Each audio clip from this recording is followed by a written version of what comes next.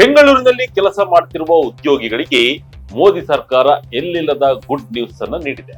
April 1ರಿಂದ ನಿಮ್ಮ life style ಮತ್ತು bank balance ಎರಡೂ ಬದಲಾಗುವ ಸೂಚನೆ ಸಿಕ್ಕಿದೆ. ಕೇಂದ್ರ ಸರ್ಕಾರ ಜಾರಿಗೆ ತರಲು ಹೊರಟಿರುವ ಹೊಸ ಇನ್ಕಮ್ ಟ್ಯಾಕ್ಸ್ ರೂಲ್ಸ್ ಕೇವಲ ನಿಮ್ಮ ಸಂಬಳದ ಸ್ಲಿಪ್ ಮಾತ್ರವಲ್ಲ, ಇಡೀ ಬೆಂಗಳೂರಿನ ರಿಯಲ್ ಎಸ್ಟೇಟ್ ಚಿತ್ರಣವನ್ನೇ ಬದಲಿಸಲಿದೆ. ಹೌದು, ಬೆಂಗಳೂರನ್ನ ಈಗ ಅಧಿಕೃತ ಮೆಟ್ರೋ ಸಿಟಿ ಪಟ್ಟಿಗೆ ಸೇರಿಸುವ ಪ್ರಪೋಸಲ್ ಕೇವಲ ಟ್ಯಾಕ್ಸ್ ಉಳಿಸೋದಲ್ಲ, ಬದಲಿಗೆ ರಿಯಲ್ ಎಸ್ಟೇಟ್ ಮಾರುಕಟ್ಟೆಗೆ ದೊಡ್ಡ ಬೂಸ್ಟ್ ನೀಡಲಿದೆ.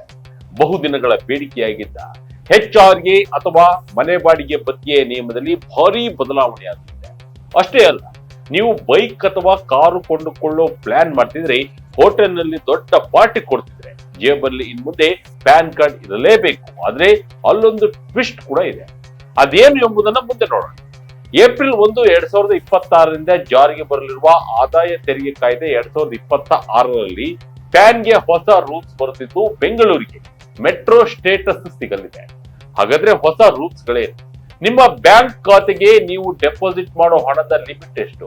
ಕ್ರಿಪ್ಟೋ ಕರೆನ್ಸಿ ಬಗ್ಗೆ ಸರ್ಕಾರ ತೆಗೆದುಕೊಂಡಿರುವ ನಿರ್ಧಾರ, ಉದ್ಯೋಗಿಗಳಿಗೆ ಸಿಗೋ ಊಟ ಮತ್ತು ಕಾರಿನ ಭತ್ಯೆಯಲ್ಲಿ ಏನೆಲ್ಲ ಏರಿಕೆಯಾಗುತ್ತೆ, ಈ ಎಲ್ಲ ಇಂಟ್ರೆಸ್ಟಿಂಗ್ ವಿವರಗಳನ್ನ ಈ ವಿಡಿಯೋದಲ್ಲಿ ಡೀಟೇಲ್ ಆಗಿ ನೋಡೋಣ ಬನ್ನಿ.